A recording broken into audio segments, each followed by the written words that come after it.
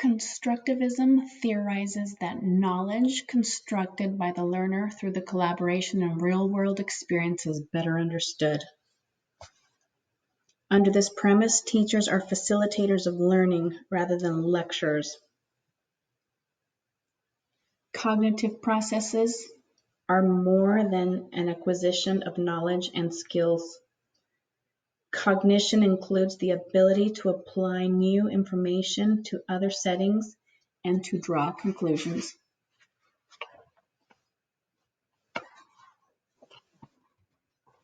Cognitive processes include perception, attention, language, memory, and thinking.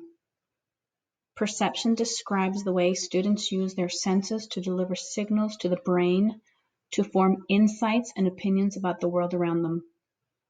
Attention refers to which stimuli students focus on. Language is the way in which students both receive and articulate learning concepts. Memory refers to the way the brain categorizes new information and makes connections so that it can be retrieved at a later time. Thinking includes all aspects of reasoning and problem solving.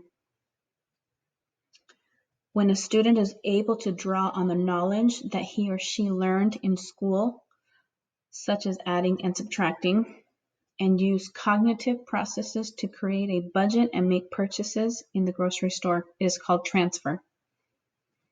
This also works in reverse. Students may be able to use what they learn at home about baking a cake to help solve measurement problems at school.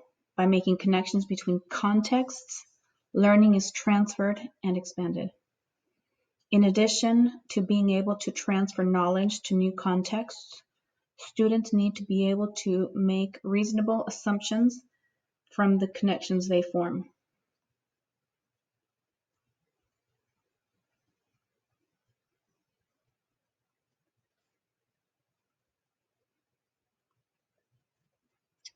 Teachers who understand constructivism encourage instructional conversations among peers, the use of manipulatives to solve problems, student choice, reflection, and self-regulated progress monitoring that focus on learning. The days of teacher-centered classrooms with one-size-fits-all learning and assessment for the sole purpose of assigning grades is gone for good. Sample questions. Which of the following activities is most appropriate for the constructivist classroom? A, teacher lectures while the class takes notes about historical documents that were written by America's forefathers. B, students recite the preamble to the Constitution. C, students work in groups of 4 to research, write, and act out a play about the first Constitutional Convention. D, students memorize and recite the names of all U.S. presidents and their years of service. Correct answer is C.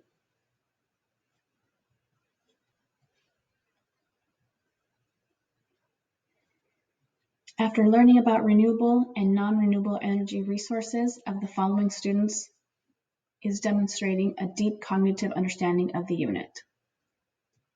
A, Matilda designs and presents an experiment in which she compares the heat of burning vegetable oil to the motor oil to determine whether both renewable and non-renewable sources give off the same amount of energy. B, creates a PowerPoint presentation that lists all of the non-renewable energy sources and provides the advantages and disadvantages of using those sources, including economic and ecological factors. C, Celeste creates a video that outlines the timeline of research and developmental of biomass fuels, including some promising new theories from current sources. D, Austin writes a report about the impact that hybrids have had on the environment within the last 5 years.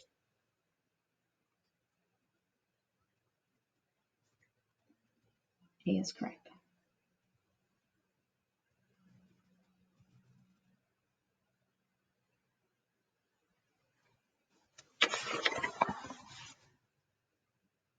Foundational theorists. Psychologist Jerome Bruner. 3 modes of representation to the field of cognitive development. According to Bruner, children integrate learning experiences in the following semi-sequential order. The inactive stage is characterized by learning through action.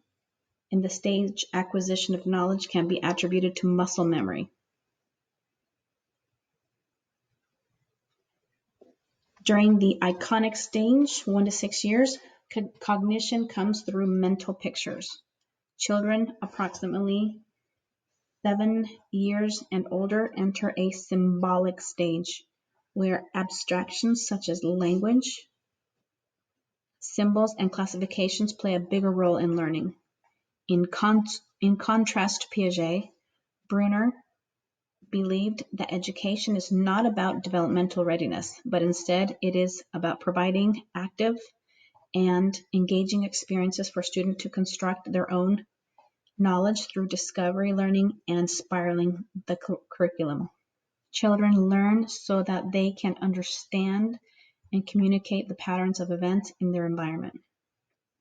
Children comprehend the world around them by classifying, sorting, organizing their thinking patterns, beyond understanding facts and solving.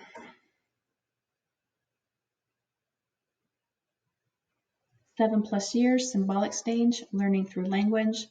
1 through 6 is the iconic stage, learning through mental pictures. And 0 to 1 year is the inactive stage, learning through actions.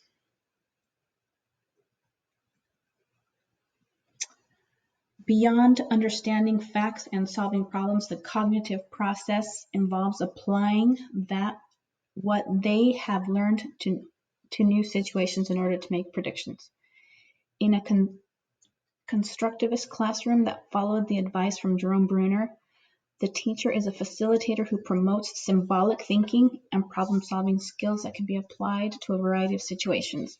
For example, a teacher might show children pictures of a ladybug and ask them to think of what else it is. A ladybug is a beetle. It is an insect. Is it an organism because it has life?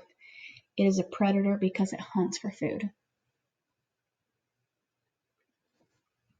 Albert Bandura developed the social learning theory.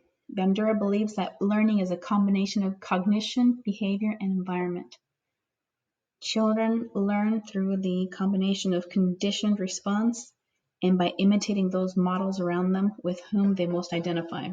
According to Bandura, behavioral changes occur when the following 4 processes are present: attention, retention, reproduction, and motivation. Attention must be given to behavior to entice someone to copy it. Retention means that they must have enough meaning to be memorable beyond immediate mimicry. Reproduction requires the learner to have the skill and the ability to be able to recreate the behavior. Motivation relates to positive and negative reinforcement related to the behavior. Behavior has an effect on the environment and vice versa. Aspects of social learning theory in the classroom would include using an attention-getting hook, explaining the learning goals, recalling background knowledge, modeling, guided practice, feedback, more guided practice, assessment, and then spiraling the objective back into the curriculum, but in a deeper level after a period of time. John Dewey.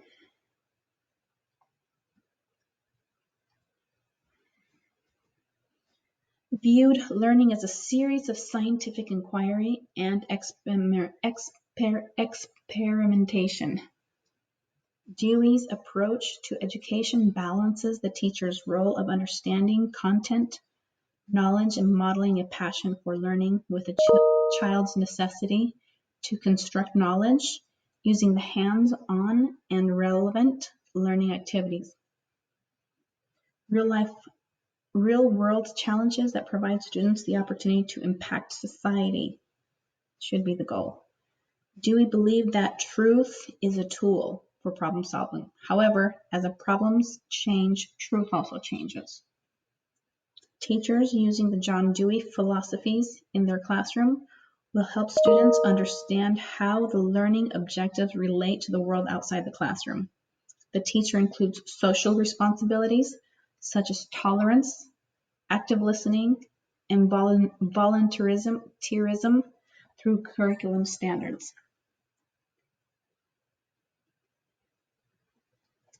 Jean Piaget is a Swiss psychologist who was the first to study cognition in children. He first identified stages of development such as sensory motor, pre-operational, concrete operational, and formal operational. The sensory motor stage from birth to 8 years of age is when children develop the concept of object permanence. The pre-operational stage from 2 to 7 years of age is when children engage in symbolic play, but they do not have the ability to think abstractly or to see another person's perspective. From approximately the ages of 7 to 11 years, children are in the concrete operational stage of learning. Children in this stage are more capable of thinking logically, making inferences, and viewing things from more than one perspective. Having acquired the ability to identify several attributes in a single object,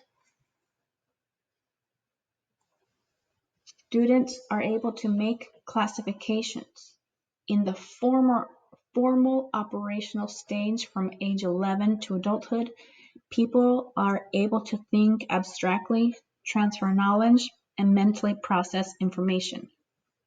Piaget also introduced the concepts of assimilation and accommodation. Refer to the next section on learning theories to find out more about assimilation and accommodation in Piaget's schema theory. Teachers can apply Piaget's theories by providing a variety of hands-on experiences for students to explore and by focusing on the processes of learning rather than the end result. Understanding the students develop in different stages, the teacher does not push students toward knowledge or skills for which a student has not yet demonstrated readiness.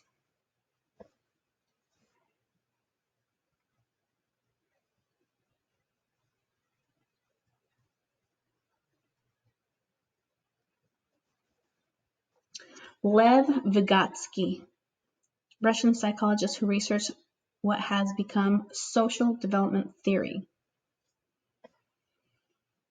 The two main tenets of his philosophy include more knowledgeable other, MKO, and the zone of proximal development, ZPD.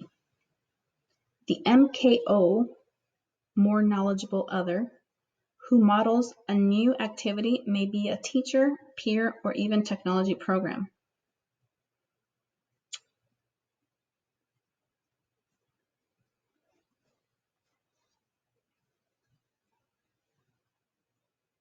Scaffolding learning goals. Independent practice, guided practice, learning goals.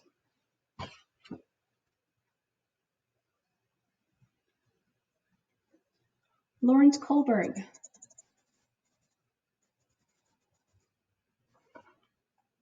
Worked to further develop Piaget's ideas on moral development. Level 1, pre-conventional morality, obedience and punishment. The child behaves to keep from getting in trouble. Stage 2, individualism and exchange.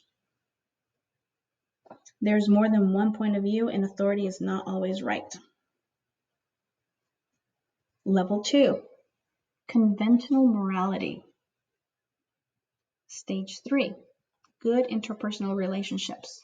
The child behaves to gain social acceptance. 4, maintaining social order. The child behaves to feel good about doing his or her part in society running smoothly. Level 3, post-conventional morality. Stage 5, social contract, individual rights. The individual understands that laws are usually in the best interest of society, but that there are times when individual circumstances create a gray area in determining that what is right and what is wrong.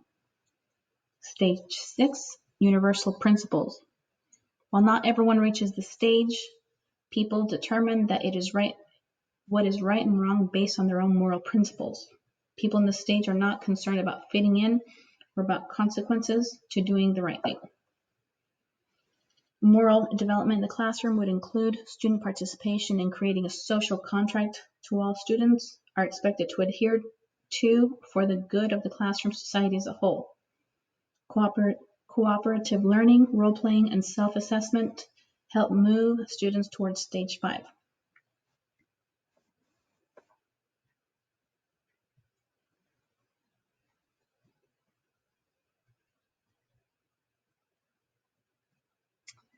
Benjamin Bloom.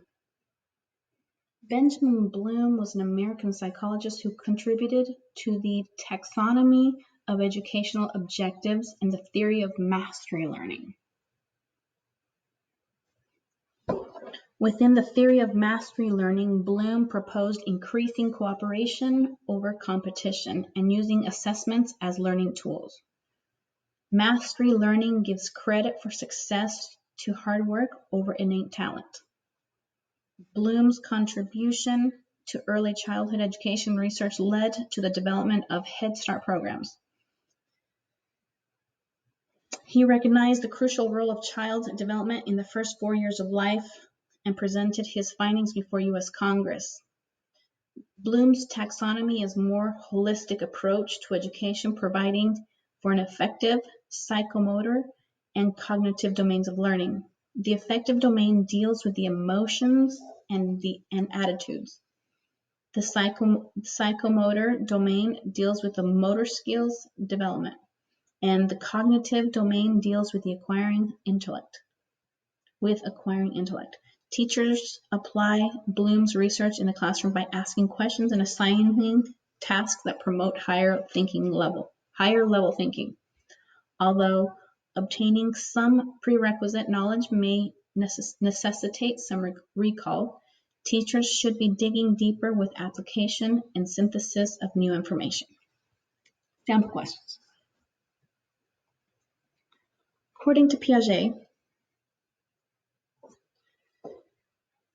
at approximately what age are children in the pre-operational stage, in which they engage in symbolic play but do not have the ability to think abstractly or to see another person's perspective? A, birth to 2, B, 2 to 7, C, 7 to 11, D, 11 years and older. Answers.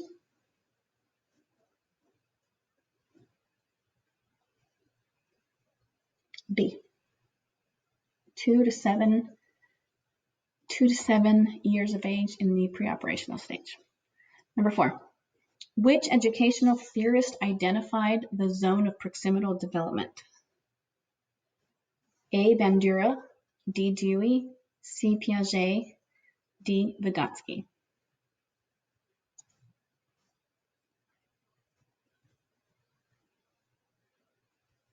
Answers. D, Vygotsky.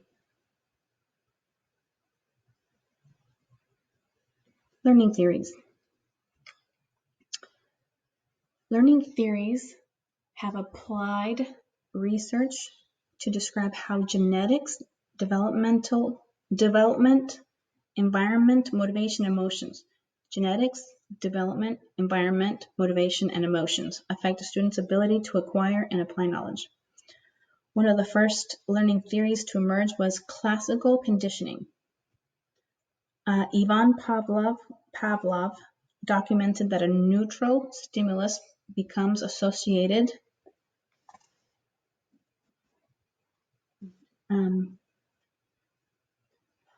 with a reflex response through conditioning. For example, when a teacher rings a bell, students stop what they are doing and pay attention to the teacher. Operant conditioning provides rewards or punishment as a motivation for desired performance. Rewards and consequences can be intrinsic or extrinsic.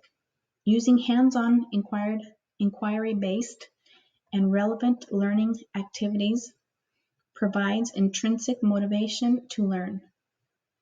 Extrinsic rewards such as stickers, praise, and certificates of achievement also have a place in motivating behavior, but can actually reduce engagement over time.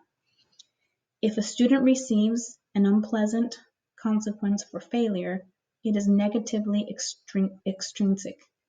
If a student prefers not to comply with the teacher's expectations, it is negatively intrinsic. Metacognition is simply teaching students to think about what they are learning. Metacognition is simply teaching students to think about their learning. They can look to the words around to see whether context clues help. They can use reference materials or technology. They can ask a friend. Some strategies in metacognition are frequently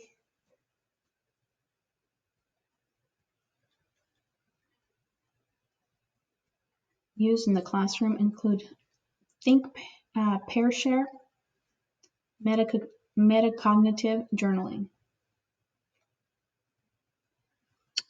First step is to give students think time to formulate their own response. The next step is to have the students share their thoughts with an identified partner. And finally, partners share their discussions with the group.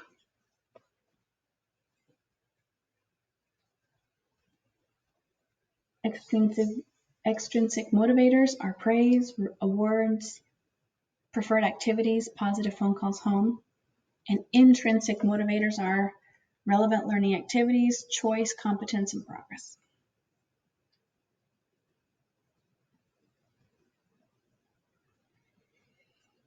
Assimilation and accommodation are methods in which people resolve cognitive dissonance when presented with new information.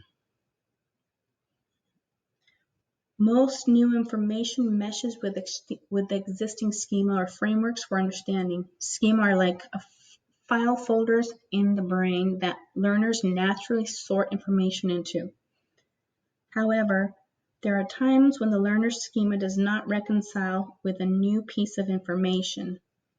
In this instance, the learner must make accommodations to his or her schema in order to process new learning. As people progress through the stages of cognitive development, they can effectively transfer or apply knowledge to make inferences about new thoughts and ideas.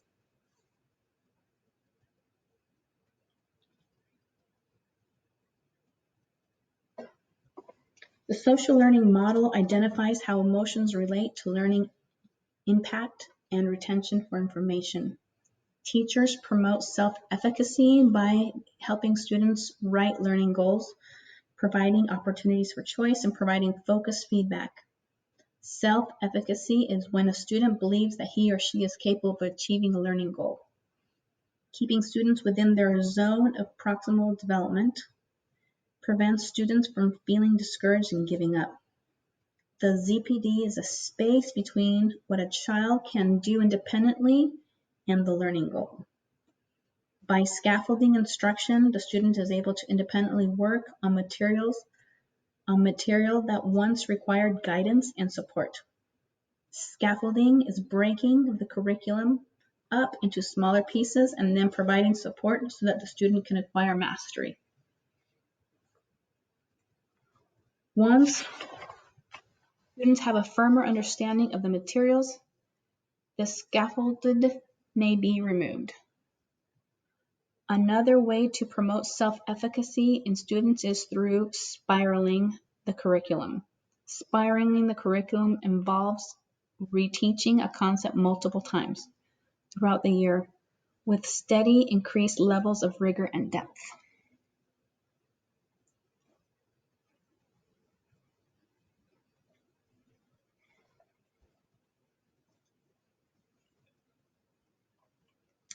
The spiraling curriculum begins with introducing, demonstrating, practicing, and applying.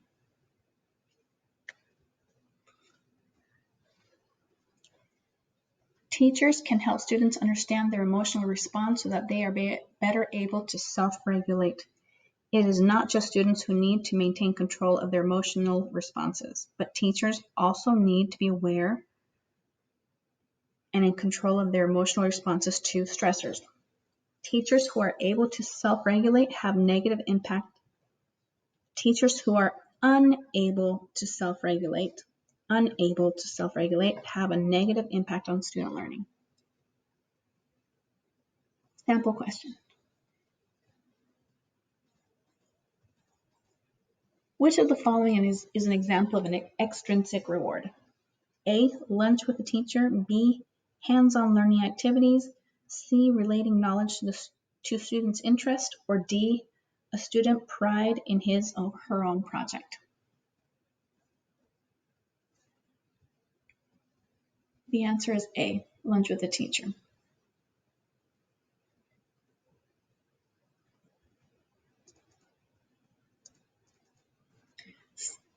Six, using the zone of proximal development, most of the students' instruction will take place at which of the following levels? A, below the student's independent level. B, at the student's independent level. C, above the student's instructional level. Or D, at the student's instructional level. And the correct answer is D. Most of the work will be within the student's guided instructional level.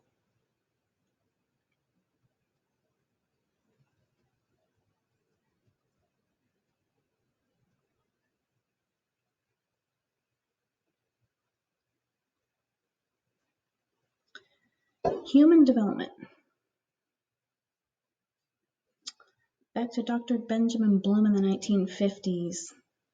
His team identified 3 domains or categories of learning: cognitive, parentheses knowledge, social, parentheses attitude, and psychomotors, parentheses skills. Each domain has its own hierarchy. The cognitive domain deals with the intellectual development. The new categories of the cognitive domain in order form simplest to most challenging are as follows: remembering, understanding, applying, analyzing, evaluating, and creating.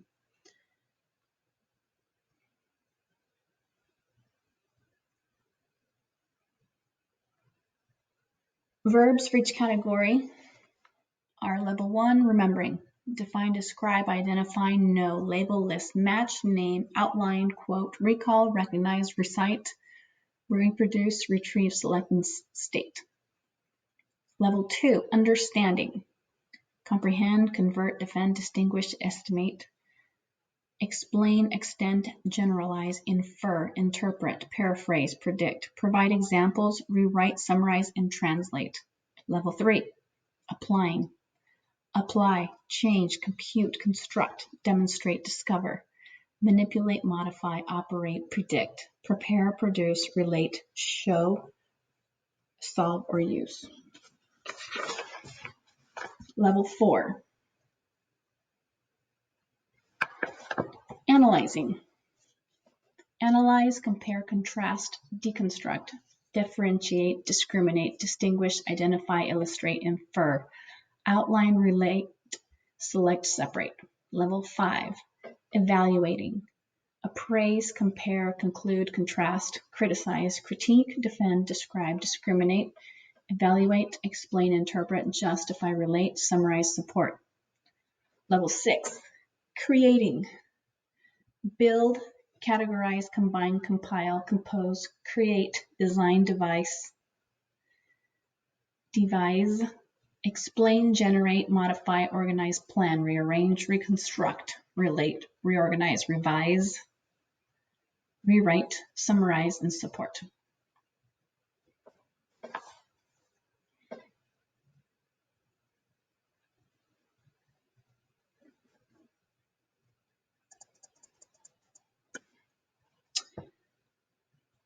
The physical domain, also called the psychomotor domain, deals with all the aspects of motor skills development.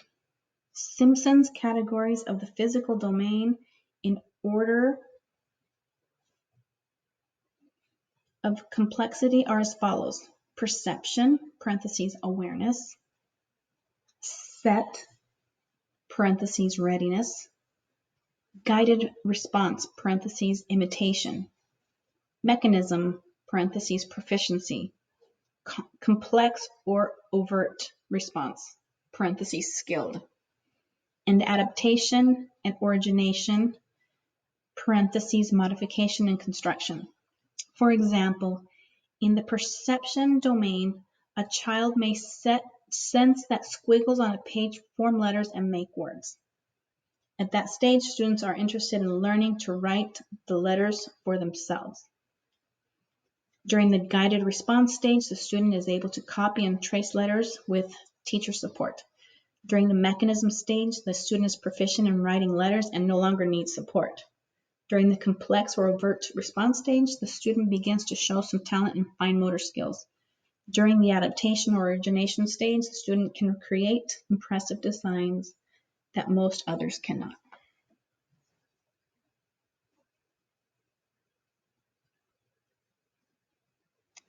The social domain is referred to in the affective or social emotional domain as the affective or social emotional domain. The affective domain includes emotions, motivation, attitudes. The categories of the social domain are receiving phenomena, parentheses, attentive, aware; responding to phenomena, parentheses, participation; valuing, parentheses, respect; organizing, parentheses, balance / prioritization; and internalizing values, parentheses, discriminating.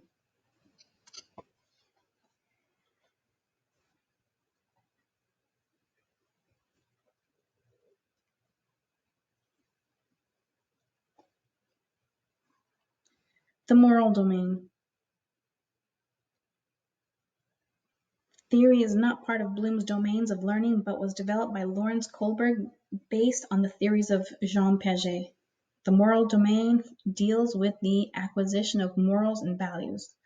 The categories of the moral domain are pre-conventional morality, conventional morality, and post-conventional morality.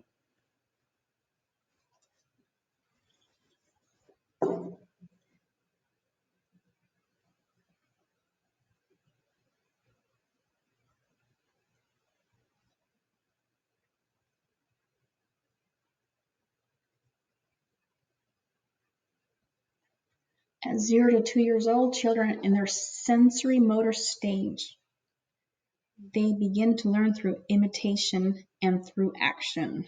By the end of the second year, they should be able to use 2-word phrases and identify some pictures, which is the beginning of a symbolic thought. 2 to 3 years old. Children at this age are egocentric and illogical. They have a difficult time differentiating reality from fantasy. Their vocabulary improves drastically, but receptive language is much better than the expressive language.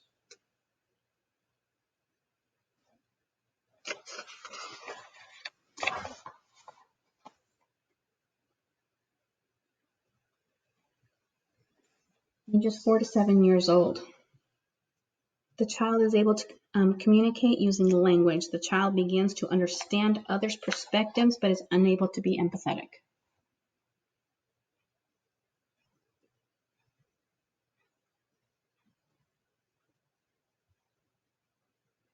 Typical attention span range from 4 to 15 minutes.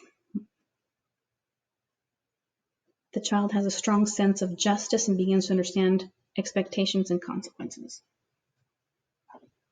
8 to 11 years old. The child is beginning to understand the other's perspectives and understands the difference between on purpose and by accident.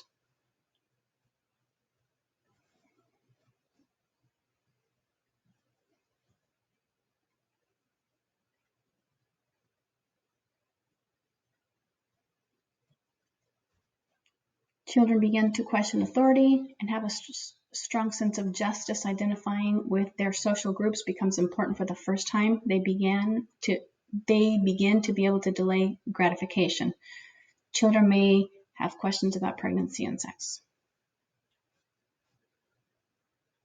12 to 18 years old, the child is able to think logically and draw conclusions. Abstract thinking and metacognition begins.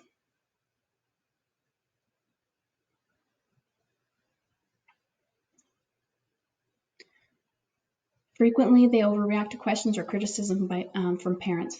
By the end of this stage, adolescents begin to form a positive self-image. Young teens may be moody and argumentative with adults. Older teens are more concerned about their future, are more independent, and have fewer conflict with their parents.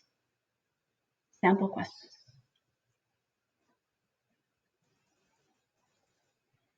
Which of the learning domains deals with the intellectual acquisition?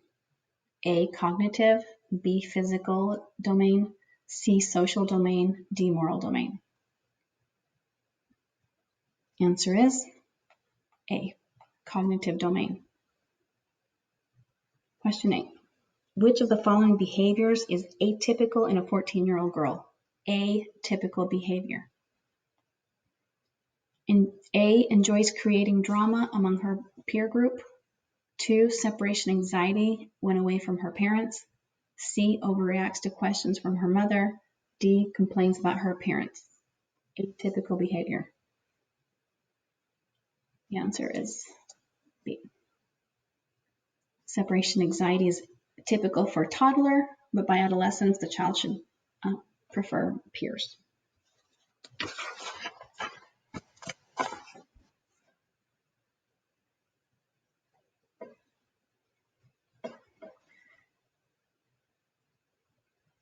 Implications for instruction.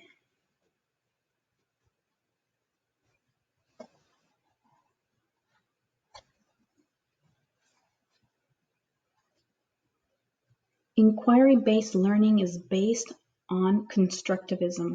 It involves asking a thought-provoking question, followed by providing opportunities for a student to research and discover answers for themselves.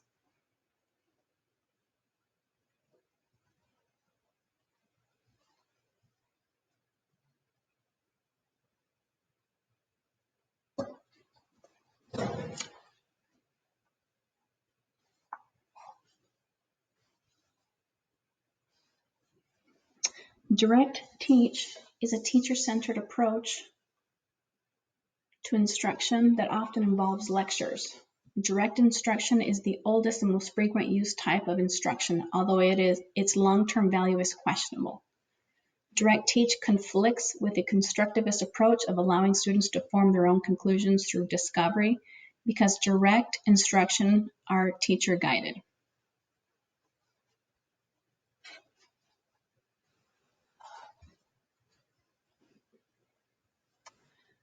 Another method of instruction is that is inspired by research is project-based learning.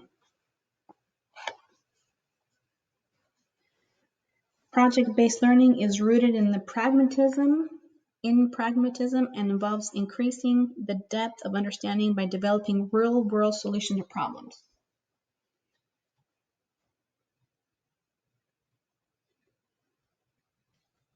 Jean Piaget's work about assimilation and accommodation resulted in a schema theory. By using advanced organizers stimulating background knowledge, by using advanced organizers stimulating background knowledge and categorizing information, students are able to resolve conflicts within their own schema.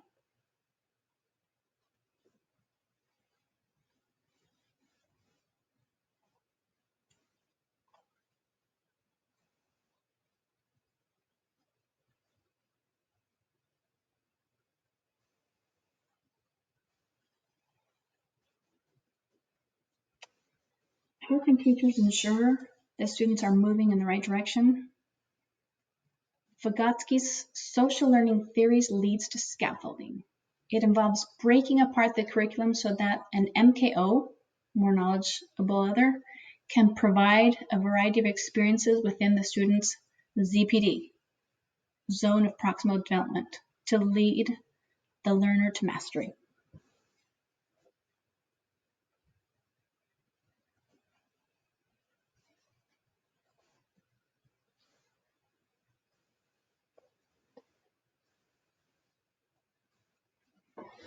Social learning theorists promote teaching students the learning objectives and activating prior knowledge before modeling and practicing with students.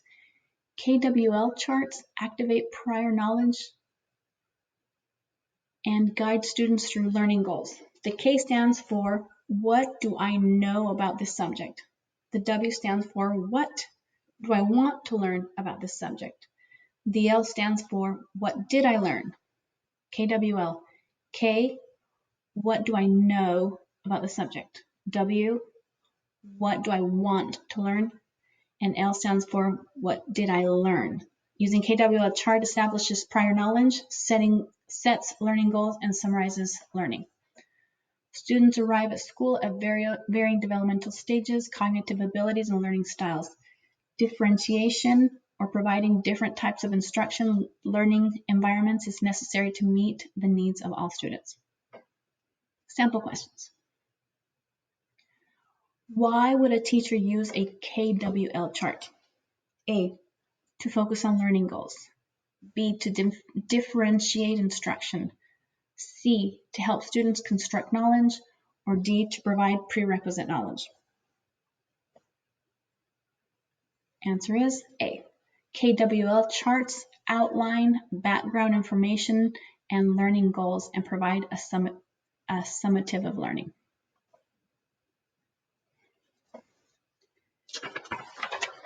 Question number 10. A teacher reads a book about rain and then asks students to work in small groups to brainstorm other types of precipitation and draw conclusions to how snow, hail, sleet, and fog are formed. Which strategy is the teacher using? Reads a book about rain and then asks the students to work in small groups to brainstorm. A, project-based learning. B, schema theory. C, direct approach. D, zone of proximal development. The answer is B. Schema learning puts new information into an existing framework by categorizing things. In this scenario, students are assimilating new knowledge about snow, hail, sleet, and fog into what they already know about rain.